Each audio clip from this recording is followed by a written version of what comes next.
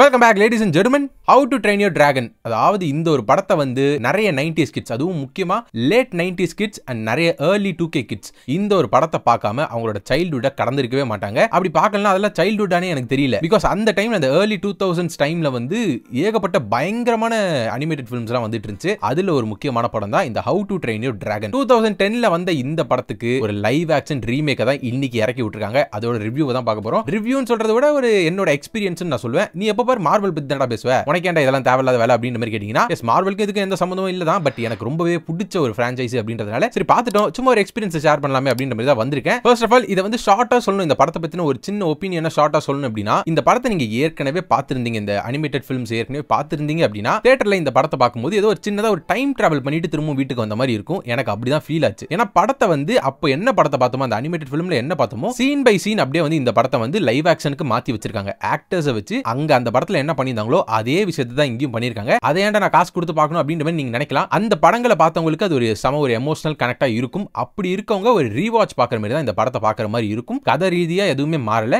ஆக்டர்ஸை வச்சு இதுக்கு ஒரு லைஃப் கொடுத்துருக்காங்க. இந்த படத்துக்கு நல்ல எக்ஸ்பிரஷன்ஸை வந்து ஆக்டர்ஸால வெளிப்படுத்த முடிஞ்சு. அந்த ஆக்டர்ஸை பத்தி பேசும்போது ஒரே ஒரு கேரக்டர் தவிர்த்து எல்லா கேரக்டருக்குமே காஸ்டிங் வந்து பக்காவா பண்ணியிருந்தாங்களோ அப்படின்ற மாதிரி தோணுச்சு. பிகாஸ் இந்த ரஃப் நட் டஃப் நட்னு சொல்லிட்டு ரெண்டு ட்வின் பிரதர் அண்ட் சிஸ்டர்ஸ் இருப்பாங்க. அதுல வந்து அந்த சிஸ்டர் கேரக்டருக்கு மட்டும் ஏன் அந்த காஸ்டிங் வந்து ஒரு மாதிரி மாத்தி பண்ணிட்டாங்க அப்படின்றது தெரியல. மத்தபடி மத்த காஸ்டிங்ல எனக்கு தெரிஞ்சு அனிமேட்டட் ஃபிலிம்ல என்ன பார்த்தோமோ அதுக்கு யார் கரெக்டா இருப்பா, யார் ஜஸ்டிஃபைங்கா இருக்கும் அப்படின்ற மாதிரி பார்த்து சூஸ் பண்ண மாதிரி தான் எனக்கு தெரிஞ்சிச்சு. எதுக்கு அந்த ட்வின் சிஸ்டர் கேரக்டர் மட்டும் கொஞ்சம் மாத்தி பண்ணிட்டாங்க அப்படின்றது தெரியல. யாருக்காவது தெரிஞ்சுனா கமெண்ட் செக்ஷன் சொல்லுங்க. இது வந்து ஆல்ரெடி இந்த படத்தை பார்த்தவங்களுக்கு நான் சொன்னேன். ஏற்கனவே இந்த படத்தை பார்த்திருந்தீங்கன்னா ஒரு சின்ன ஒரு நாஸ்டாலஜிக்கா இருக்கும், திரும்ப இந்த ஒரு ரீவாட்ச் பண்ண மாதிரி இருக்கும். இது வரைக்கும் பார்க்காம இருந்தீங்கன்னா இந்த viking subject, fantasy subject or dragons எல்லாம் இன்வால்வ் ஆகிற மாதிரி படங்கள் உங்களுக்கு பிடிக்கும் அப்படின்னா டெஃபினட்டா அதை செக் அவுட் பண்ணி பார்க்கலாம். நல்ல ஒரு கதையும் நல்ல ஒரு எமோஷனல் கனெக்ட்டுமே இருக்கும். ஃபன்னா இருக்கும், படம் செம்ம ஃபன்னா இருக்கும். ஒரு பேசிக்கா ஒரு ஜெனரல் ஐடியா அந்த படத்தை பத்தி வேணும், இந்த பிளாட்டை பத்தி வேணும்னு கேட்டீங்கன்னா ஸ்பாயில் பண்ணாம வேணா நான் சொல்ல பார்க்குறேன். வைக்கிங்ஸ் ஒரு பக்கம் இருப்பாங்க, டிராகன்ஸ் ஒரு பக்கம் இருக்கும். வைக்கிங்ஸ்க்கு டிராகன்ஸ் பிடிக்காது, டிராகன்ஸ்க்கு வைக்கிங்ஸ் பிடிக்காது. ரெண்டு பேரும் மாத்தி மாத்தி பல வருஷங்களுக்கு சண்டை போட்டுட்டு வந்துட்டு இருப்பாங்க. பட் இந்த சண்டைக்கான காரணம் ஒரு மிஸ் அண்டர்ஸ்டாண்டிங். ரெண்டு பேருமே நல்லவங்க தான், ஒரு மிஸ் அண்டர்ஸ்டாண்டிங். அவன் வந்து இவன் கெட்டவன் நினைச்சிட்டு இருப்பான், டிராகன்ஸ் வந்து மனுஷங்க வந்து கெட்டவங்க அப்படின்ற மாதிரி நினைச்சிட்டு இருப்பாங்க. சோ அதனால வந்து பல வருஷங்களுக்கு சண்டை வந்துகிட்டே இருக்கும், மாத்தி மாத்தி கொண்டுகிட்டு இருப்பாங்க. அதுல இந்த வைக்கிங்ல இருந்து ஒரு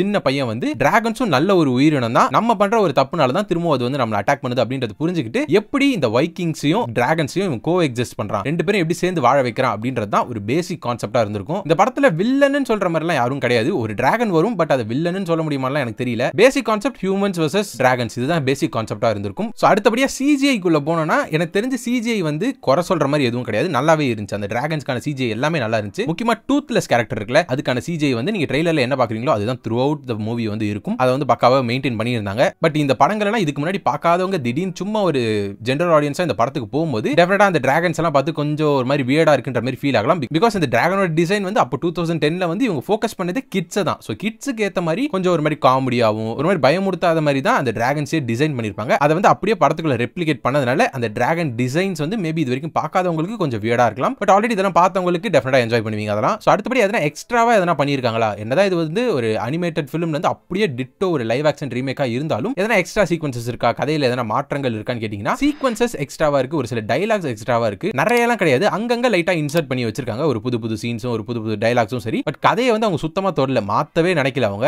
அது ஒரு நல்ல டிசிஷன் நான் சொல்லுவேன். இப்போ வந்து நிறைய அனிமேட்டட் ஃபிலிம்ஸ் வந்து ரீமேக் பண்றன்ற பேர்ல கதையை குழப்பி அந்த கேரக்டர் இந்த மாதிரி மாத்த போறேன்னு சொல்லி என்னென்னமோ குழப்பி வச்சு அந்த ரீமேக்கே கெடுத்து விட்டுறானுங்க, அந்த பிராண்டே வந்து அழிச்சு விட்டுறானுங்க. அந்த மாதிரி இந்த ஹவு டு ட்ரெயின் யுவர் டிராகனை பண்ணாம பெர்ஃபெக்ட்டா அந்த படத்துல என்ன பார்த்தோமோ அதை அப்படியே லைவ் ஆக்ஷனுக்கு டிரான்ஸ்லேட் பண்ணிருக்காங்க. இதுக்கான காரணம் அந்த how to train your dragon animated ஃபிலிம்ஸை யார் எடுத்தாங்களோ அதே டைரக்டர் அதே ஃபில்ம் மேக்கர்ஸ் தான் எல்லாருமே சேர்ந்து தான் இந்த ஒரு படத்தையுமே எடுத்திருக்காங்க. அதனால தான் அந்த படத்தோட குவாலிட்டி அப்படியே இதுலயுமே வருது. குவாலிட்டின்னு மட்டும் கிடையாது, இதுல இருக்க எல்லாமே லைக் அந்த பிஜிஎம்மா இருக்கட்டும், பிஜிஎம் அப்படியே அந்த படத்துல என்ன பிஜிஎம்மோ அதை அப்படியே கொண்டு வந்திருக்காங்க. அது ஒவ்வொரு வாட்டி படத்துல வரும்போது ஒரு மாதிரி கூஸ் பம்ப்ஸா ஒரு மாதிரி நாஸ்டாலஜிக்கா இருந்துச்சு. அந்த ஃபர்ஸ்ட் டெஸ்ட் டிரைவ் சீக்வென்ஸ் ஒன்று வரும், அந்த டிராகன் வந்து இவன் ஃபர்ஸ்ட் டைம் வந்து ஓட்டுவான், மேல உட்காந்துக்கிட்டு வந்து கண்ட்ரோல் பண்ணுவான். அதெல்லாம் உண்மையிலேயே நல்லா பண்ணியிருந்தாங்க. அது பின்னாடி வந்து பிஜிஎம் எல்லாமே பக்காவா சூட் ஆச்சு. படம் ஃபுல்லாவே நான் வந்து ஒரு மாதிரி ஒரு சின்ன ஸ்மைலோட தான் இந்த படத்தை வந்து பார்த்துட்டே இருந்தேன். லைக் எப்படி சொல்றது, ஒரு மாதிரி மெய் மறந்து போயிட்டு ஒரு மாதிரி ஜாலியா நான் வந்து அது வந்து ரசிச்சிட்டு இருந்தேன். பார்த்தேன்னு சொல்றதை விட ரசிச்சிட்டு இருந்தேன். இது எல்லாருக்குமே இதே மாதிரி ஃபீல் ஆகுமான்றது தெரியல. பிகாஸ் எனக்கு வந்து இந்த பிரான்சைசி ரொம்ப பிடிச்ச பிரான்சைசி, அதனால தான் வீடியோவே போட்டுட்டு இருக்கேன். டீசர் வந்தப்பவே கன்ஃபார்ம் இந்த படத்தை வந்து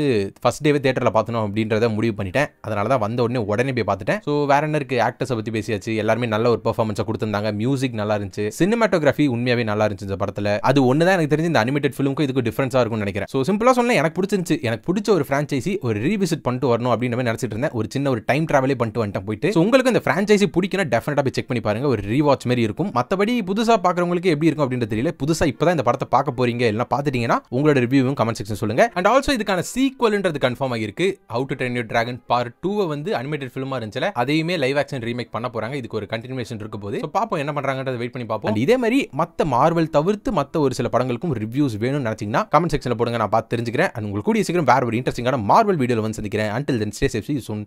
Bye.